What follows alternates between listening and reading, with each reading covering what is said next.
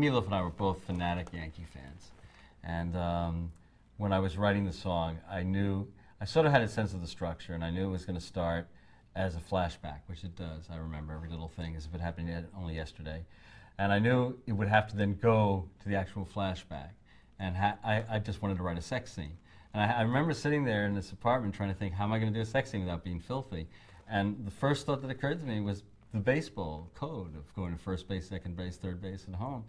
And I don't know if I suggested it to Meat or we got the idea together, but I just remember saying it's got to be Phil Rizzuto, because he was the guy we saw every night on the Yankees, and he's still my favorite play-by-play guy.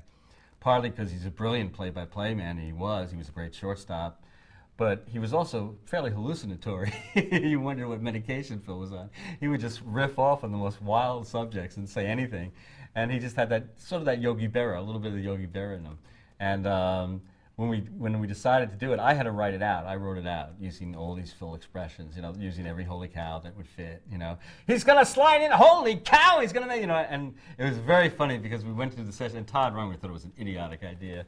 That was one of Todd thought I had a lot of idiotic ideas, and that was right at the top of the list. I remember Todd going, Phil who, why are we doing this with Phil who?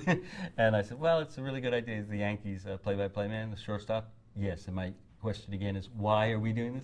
And we had the session, we had to negotiate with Phil's agent for about a month, and Phil's agent was a guy named Art Shamsky, who was the outfielder for the New York Mets. Phil needed a better agent because Phil got $1,000 to do that whole thing, and he could have made a lot of money if he had asked for some sort of participation, but he didn't. And when he came to do the session, he arrived at the studio in New York, and he's a great guy.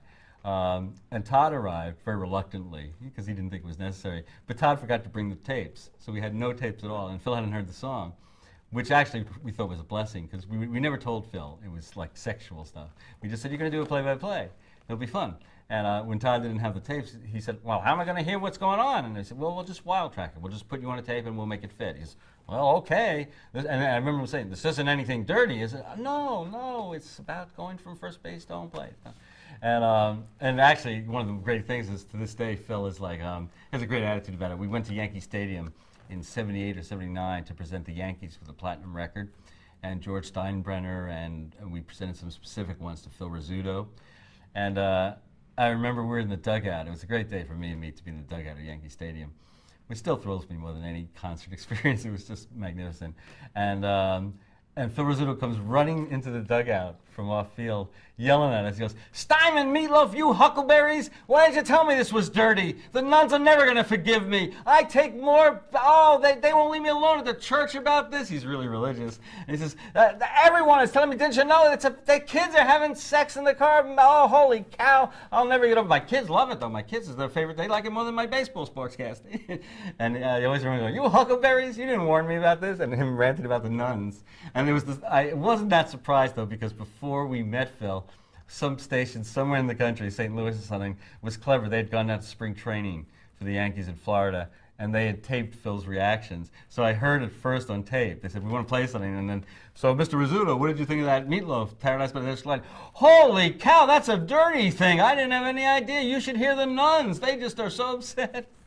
Any song you can upset nuns with, you're halfway there with a rock and roll piece. Though I do have this image of all these nuns dancing wildly to it, But he was great. And the funny thing was he couldn't do himself. It was one of these cases where someone can't be themselves.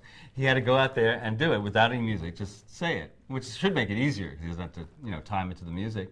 And he had the dialogue written out that I had written out. And he's going, and he was like, it's like a method actor. He couldn't get in character. And so Phil's out in the studio going, okay, I'm ready, let's go. And Todd would go, okay, take one.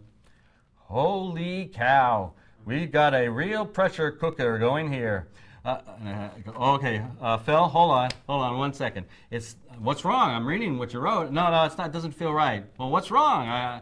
It's not excited enough. You get you laid back. Oh, well, how excited should I be? I said, well, very excited. Well, what game is this? Who are we playing?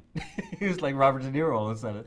I said, who are you playing? He says, yeah, what time of the year is it? And who are we playing? And I said, okay, you're playing at the end of the year. It's going to the playoffs. This is going to decide the playoffs. Oh, it's like a playoff decider. All right. Okay, let me try it again. And he tries again. He goes, Okay, we got a real pressure cooker going here. 2 down, nobody on, bottom of the, and it drifts off again. It's Phil. He started good. He says, well, you didn't tell me the team.